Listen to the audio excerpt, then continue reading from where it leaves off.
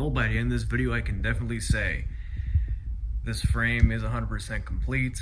This entire front end got refreshed down to a T, thanks to some sketchy Amazon parts you don't want to miss in this episode. We get the frame finished, get the truck sitting down on all four wheels. We get brakes again, mostly, and the truck looks great. 'Twas Halloween night, and I saw the most scariest thing I've ever saw in my life. That very scary thing I saw was the front of this truck, because it's rusty. So it's going to be the same exact process as the center and then the rear of the truck. Take all this stuff off, clean it, and put it back together. But there is a lot more involved. We have the upper arms, lower arms, sway bar link, tie rod end. We have the hub, rotor, brakes. Well, this front end actually still has shocks. When we come inside the frame, then we have the idler and pitman arm, steering box, center drag link, steering shaft, front axle. There's just a lot going on up here. On the driver's side, it's not really going to be too terrible because this control arm was replaced before. I already took the sway bar link and CV axle out because I desperately needed one for another vehicle. So this side is going to be somewhat easy to take apart. This passenger side, not a chance in hell. I was just barely able to get one nut off last night. And the one back there doesn't want to move. Bolts don't want to move. Nothing wants to move up here. And with that said, I'm going to start over here. Because one, there's actually more over here than there is on the driver's side. And I think you guys would like to see me struggle on all of this instead of on the other side. So, I mean, there's really nothing else to say. We just start tearing into this side and take everything apart.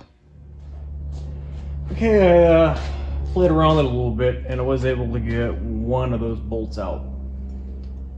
Which I don't understand how it came out, but it's out and I'm not going to ask questions. Then I'm going to unbolt the upper control arm, take the only dust cap off the hub, crack CV loose, try to get this upper arm out. Because if I can get this upper arm out, that's the hardest part done.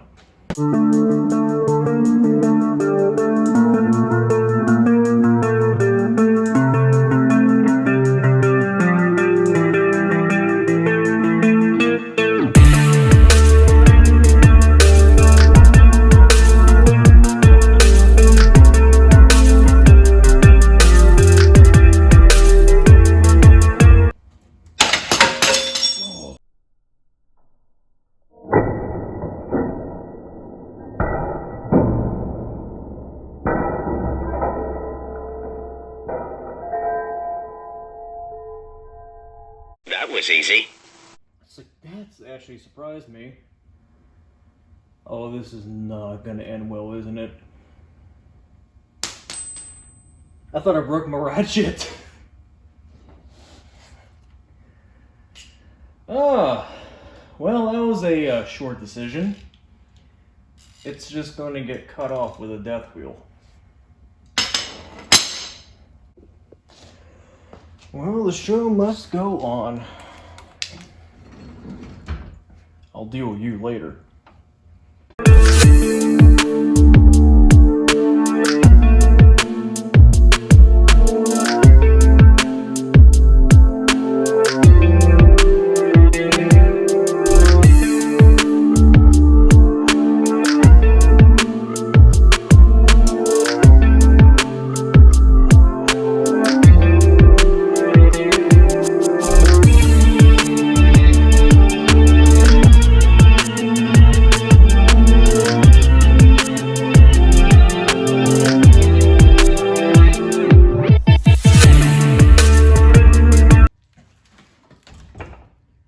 Oh, Hercules, Hercules, Hercules!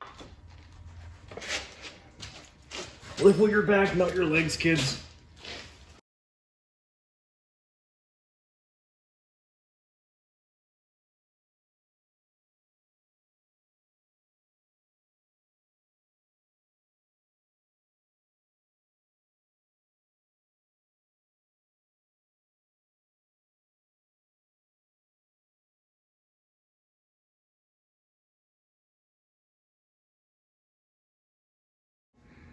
I'll tell you what, that was a process. It was pretty fun. But besides the lower control arms and the brake lines, we now have a completely bare frame. And also, out of honesty, there really should not be any type of rust hole in this front half. Especially like right up here. There should be nothing wrong with up here. Same thing going on back here. There should be absolutely nothing wrong with it. But just looking where the engine was sitting and where the leaking steering box was, that's going to be a really fun task of cleaning all that up. And I know for a fact that cross member's packed full of dirt too. And power steering fluid was leaking into that cross member, so there's a good chance that cross member's going to be okay. Okay, so it's been a few weeks since I've last filmed anything on this truck. I've been cleaning and painting up a lot of stuff. Cleaning and painting up, we'll go with it. But I'll show you what I got done. So the front of this frame got completely stripped. There was nothing on it except the brake lines. It has been de-waxed, degreased. I just got done wire wheeling the entire frame. And I was honestly so surprised. After I wire wheeled this side of the frame, more shiny metal came out. So this is extremely promising. And because of all these nice shiny metal spots, there was a ton of wax present. And since the engine sat here and the power steering box sat here, everything was leaking. So whatever leaked got on the wax and helped keep it supple. They helped keep it lasting longer, and it did a great job. I already had somebody ask, and that was the when I took care of the center of the frame. This is the stuff I used. Well, not a can this small, but the same stuff I use on the frame. I mean, it works great. We're gonna find out how good it lasts. All right, so this is some of the stuff that got cleaned up on the frame. Everything except the steering shaft. The steering shaft just got primed and painted. It's probably not going to last too long. It's still nice and tight, but I have a feeling it'll be replaced later on down the road. But the cross member under the oil pan, center drag link, steering box, sub motor mounts, and knuckles, they got cleaned up. A coat of Rust Encapsulator Plus, and then 2 coats of Rust-Oleum enamel paint. It honestly made these look really good. Nice, shiny, glossy, good looking. I hope it lasts. Oh, and before somebody asks me why I don't film myself cleaning or painting parts, well, because everybody does that. They put a time lapse in of cleaning up the parts, getting them painted, looking good. I tend to not film that stuff because, one, it's sort of a waste of filming, because I can spend probably about 10 hours on cleaning and knock it down to a minute. So in my mind, it's not really worth it. I'm better off to do it and tell you. And while I'm cleaning, I'd rather listen to music, because if I'm not listening to music, I'm going to get very bored very quick. And it's also peaceful when I listen to music. So when it comes to cleaning and painting, it's easier for me to do it off camera and explain it to you than it is to set up a camera. And especially when I paint too, I want all my concentration on what I'm painting. I don't want to do a couple passes and go, oh, look, a squirrel. I'd rather be focused on what I'm painting. So that's the whole reason behind that. It's nothing against what I do or anything. It's just kind of pointless to film. So I'm going to get that frame painted, and you're going to see how good it looks. This really couldn't have come at a more worse time, but winter is here. It snowed, and the temperature's like low 30s at night, so. But on the flip side, the frame is totally painted. Now from front to back, this whole frame, I guess say it's refurbished and maybe restored, but it looks good. You can see the paint's actually still wet. I just put on the final coat just about a few minutes ago, but I'm amazed how good this frame actually turned out. Especially like right over here, because after I removed the wax and wire wheeled it, the majority of this frame rail was just shiny. So all the metal up here was still good.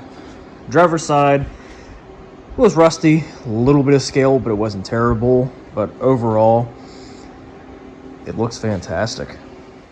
Okay, started reassembling some parts of the frame, and trust me, you guys didn't miss much.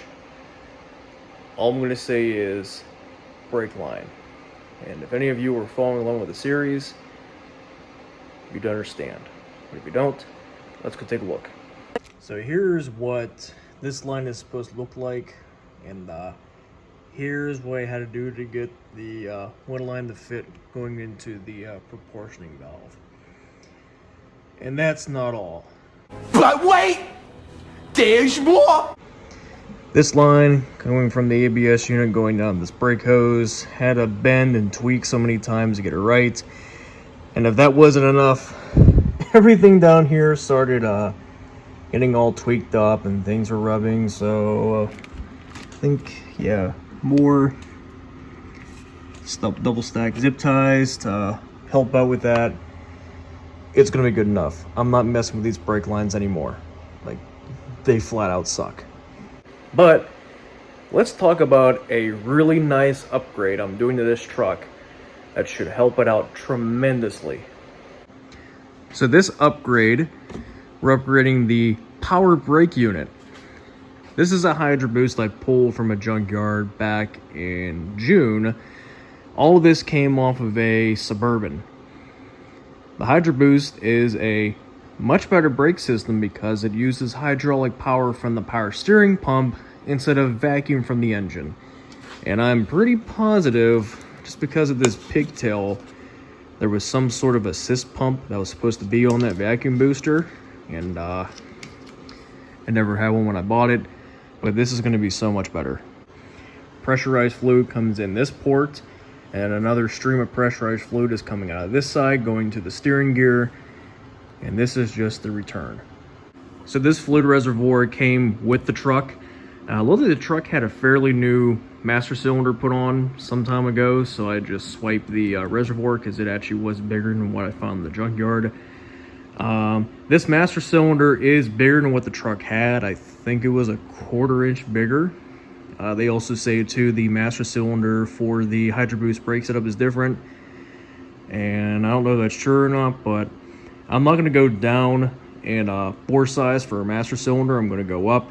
This is going to equate to a better brake pedal feel, and it's also going to have more hydraulic power.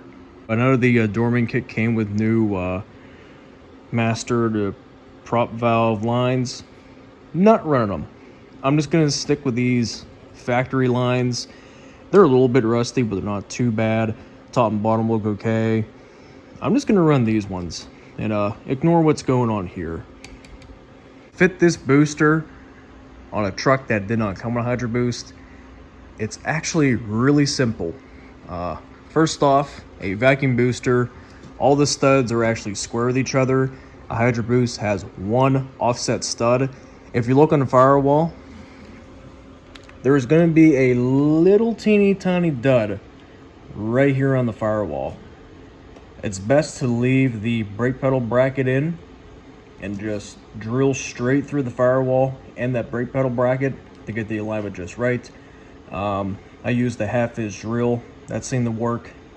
Some people say you can just slide them right on. I noticed the top nut right on this little backing plate, it was actually hitting the brake pedal bracket. So whenever I had the interior apart and the dashboard out, I was playing around with getting everything to fit. I trimmed more of that arc off just on the brake pedal bracket. The firewall will already have the correct size cutout, and the brake pedals are different.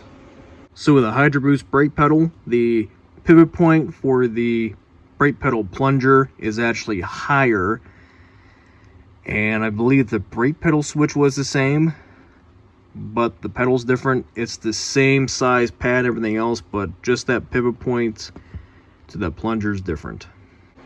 And of course, other things you're going to need to make this hydroboost work, You're going to need the feed coming off the power steering pump, plus another feed to the steering gear and a return going to the power steering pump. But my case in point, we have no engine, but we do have a red sway bar, and that looks good. Something else people don't point out, there actually is a gasket that goes between that mounting flange and the firewall. You can get that gasket for like 12 or 13 bucks on Amazon, but I had gasket paper lying around, so made some use of it. Ain't the prettiest gasket, but it's definitely gonna seal, and it saves me 12 bucks. I bought this front end kit off of Amazon by Detroit Axle, and it was like 360 some bucks for everything I'm gonna need, plus some extra parts. So new upper control arms, new lower ball joints, new inner and outer tie rods, new CV axles. It's got a 10-year warranty. I'm not saying it's going to be good. All I'm saying is it's going to work to get the truck back on the road, because if I had the money, I would be buying GM parts to put on this truck, because they're going to last a long time, and I can drive down the road knowing that my front end is not going to give out. But I'm going to see how good this kit is, because I'm kind of curious. And I was looking at some of the parts, and they look very similar to CarQuest parts. Like, eerily similar. So, yeah, we're going to have to see about that, but let's get the front end put back together. Oh yeah, enough talking. Let's get the suspension back together.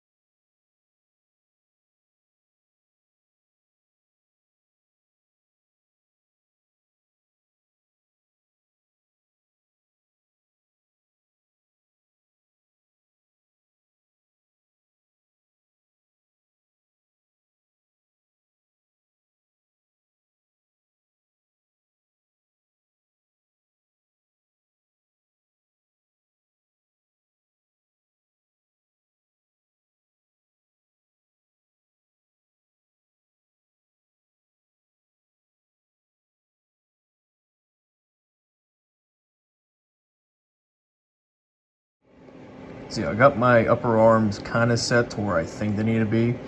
Same with the tie rod, I think it's close. Got sway bar links tightened up, got the lower control arms tightened up, got the brakes put on, got the brakes bled, and the truck is actually now sitting on the ground. So the truck is sitting on my summer wheels for my Yukon. These are Denali wheels. I actually ordered these off eBay. They came from Arizona. But the original wheels they came on this truck, they looked ugly. and one of them was cracked and wouldn't hold air, so I threw these on. It looks a lot better. I'm not going to keep this wheel on here. I might keep it on for the time being. But the brake calipers and the pads, they originally came off the truck, so I reused them. They still work.